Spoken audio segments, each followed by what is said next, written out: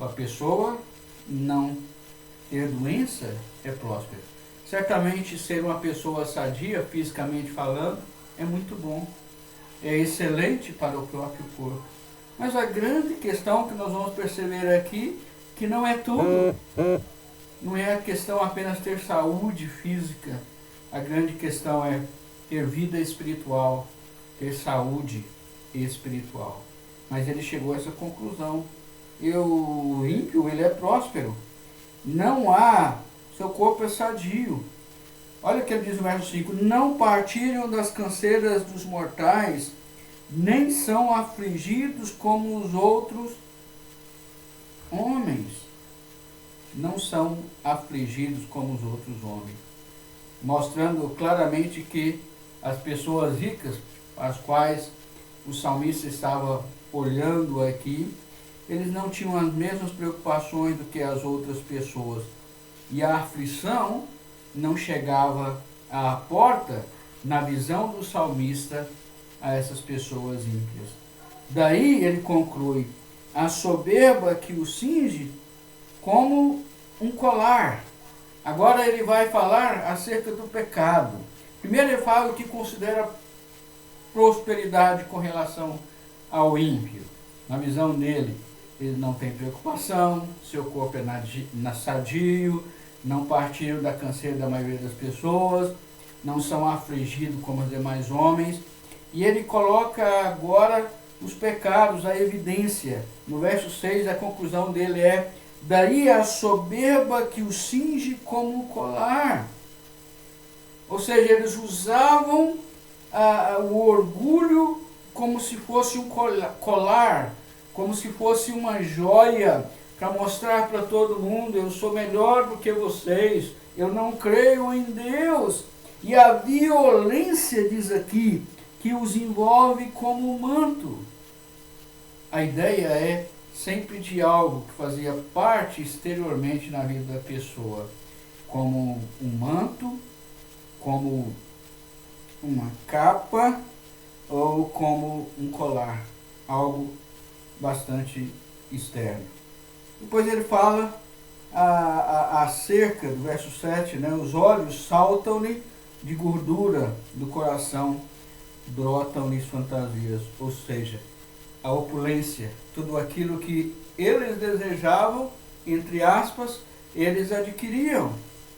As fantasias que pode um homem ímpio, uma pessoa rica, à luz daquilo que nós vemos aqui, segundo o salmista, eles faziam isso, né? A pessoa perversa, os olhos saltam-lhe de gordura, do coração brotam-lhe fantasia. Mas não para aí, veja que o outro pecado: motejam, falam maliciosamente da opressão e falam com altivez, ou seja, gostam de gozar, de caçoar, só falam coisas más, eles são orgulhosos, eles são capazes de explorar as outras pessoas, da opressão falam com altivez. É como se eles dissessem: olha, é isso aí, eu posso oprimir, eu tenho condições financeiras, eu sou alguém abençoado. E no verso de número 9, continua o salmista dizendo que esses homens contra os céus desandam a boca e a sua língua percorre a terra. A questão do ímpio aqui, da maneira como eles usam a sua palavra. Ou seja, contra o céu, diz aqui o salmista, eles desandam a boca. Ou seja, levantam a voz contra o próprio Deus. Falam mal de Deus, o Deus criador dos céus e da terra. O Deus que sustenta, na realidade, o próprio ímpio, o próprio perverso, na sua malignidade, eles levantavam a sua boca contra Deus, contra as próprias pessoas que estavam ao redor. Então o salmista, ele analisa isso e começa a comparar. Mas ele nos mostra que isso estava acontecendo não apenas com ele. Veja no verso 10. Por isso o seu povo se volta para ele e os tem por fonte de que bebe a largos fogos. Ele considerava o povo de Deus voltando para os ímpios, para aqueles que não temiam a Deus, e falando, não, essas pessoas sim são felizes. Nós não somos felizes. Olha o verso 12. Eis que são estes os ímpios, sempre tranquilos, aumentam a sua riqueza. Os maus. Dá para perceber, amados, o que ele está expondo aqui para nós? A comparação que ele está fazendo entre a vida do justo e a vida daquela pessoa que não teme ao Senhor. Eles são ímpios, mas estão tendo, segundo o salmista aqui, estão ficando cada vez mais ricos. Quando eu li esse versículo, eu fiquei pensando no que está acontecendo hoje, na época atual, nessa pandemia do coronavírus no mundo e também aqui no Brasil. Quem é que está lucrando com tudo isso? Analise, quem é que está ganhando milhões e milhões de dólares ou de euros com tudo isso que está acontecendo? São pessoas que temem ao Senhor? Ou são os ímpios? Ou são pessoas que não creem em Deus? Quem está ficando mais rico hoje?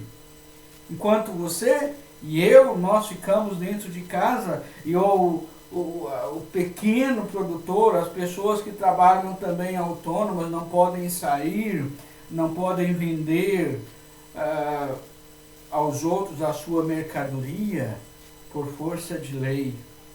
E tem gente ficando muito rica por causa dessa pandemia. Basta a gente dar uma olhada nos preços das coisas relacionadas à própria saúde, à própria alimentação, ou os famosos respiradores, onde já tem alguns prefeitos e governadores que estão sendo processados ou estão verificando a idoneidade dos negócios que eles fizeram. E o salmista diz, olha, é isso que acontece aqui. O ímpio, ele é sempre tranquilo, aumentam as suas riquezas. Aumentam as suas riquezas. Em segundo lugar, irmãos, para percebermos a vontade de Deus, além dessa que nós já colocamos para os irmãos, evitar comparar a sua vida com outras pessoas, nós temos que ter cuidado com as conclusões baseado naquilo que a gente vê, ou baseado naquilo que até mesmo nós fazemos. Veja a partir do verso 13. Já que o salmista diz, eu vejo o ímpio prosperando, o ímpio está bem fisicamente falando, ele está bem financeiramente falando, ele levanta a voz contra Deus e Deus não faz nada. E o que acontece? Olha o verso 13. Com efeito, inutilmente conservei puro o coração. Lavei as mãos na inocência. Olha a conclusão diante de tudo aquilo que ele vê. Ele olha para a vida dele e fala, irmãos, eu cheguei uma certa época, a minha conclusão é o seguinte, é inútil santificar-se. É inutilmente, olha, com efeito, inutilmente conservei puro o coração.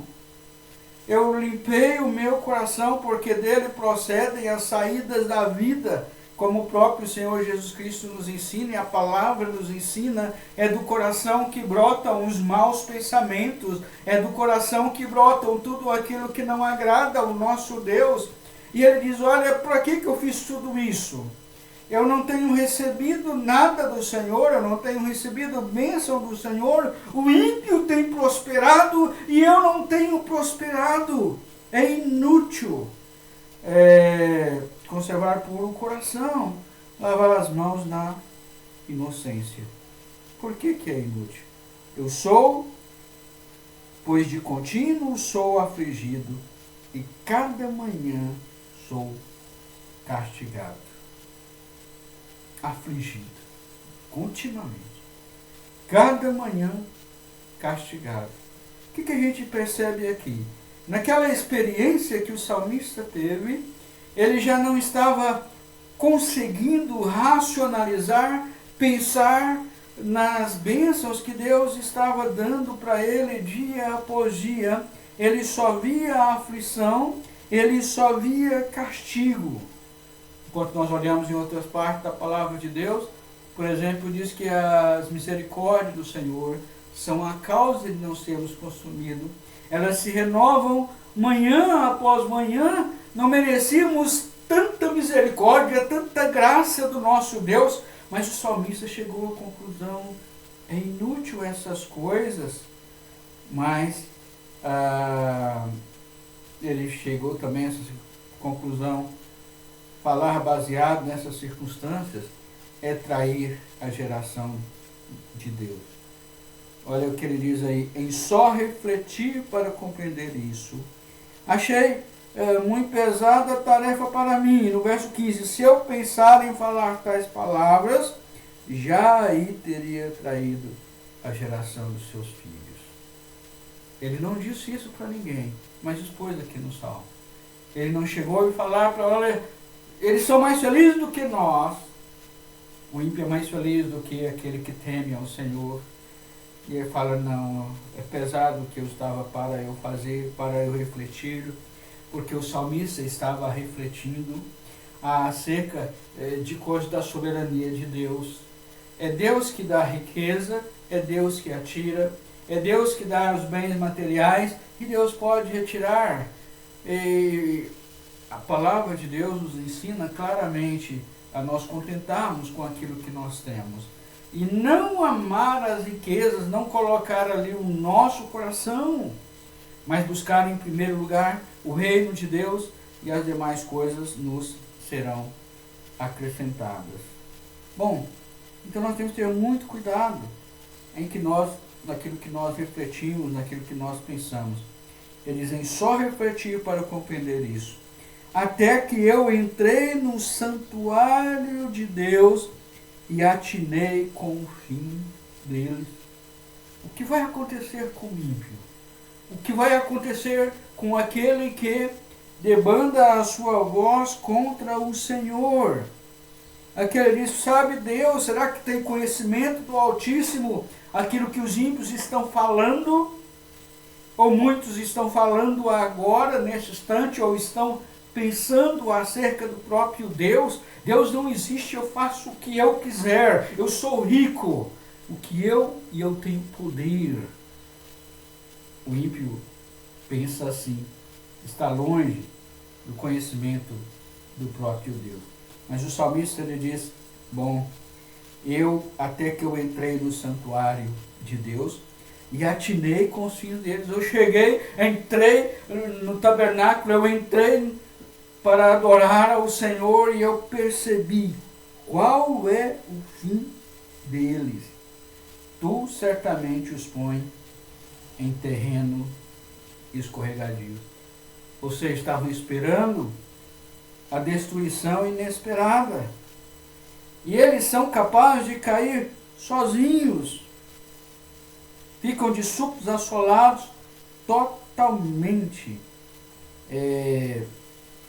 Diz ele aí, eles ficam totalmente destruídos. Eles serão destruídos. Como ao som quando se acorda, assim ao Senhor ao despertares, desprezarás a imagem dele. O fim dos maus é esse. Está perto. Certamente os pões. Qualquer hora pode acabar tudo isso. Nos faz cair. Repentinamente, isso pode acontecer com o ímpio. Bom, o salmista então ele passa para uma nova fase. Ele percebe, peraí, as coisas não são como eu estou pensando. Mas eu preciso analisar também com relação ao final. Terceiro lugar, para concluirmos a nossa mensagem, amados, para que nós entendamos a bondade de Deus, como diz no verso 1 do Salmo 73. Veja qual a conclusão que ele chega a partir do verso 21. Primeiro eu disse, quando o coração se me amargou e azeitona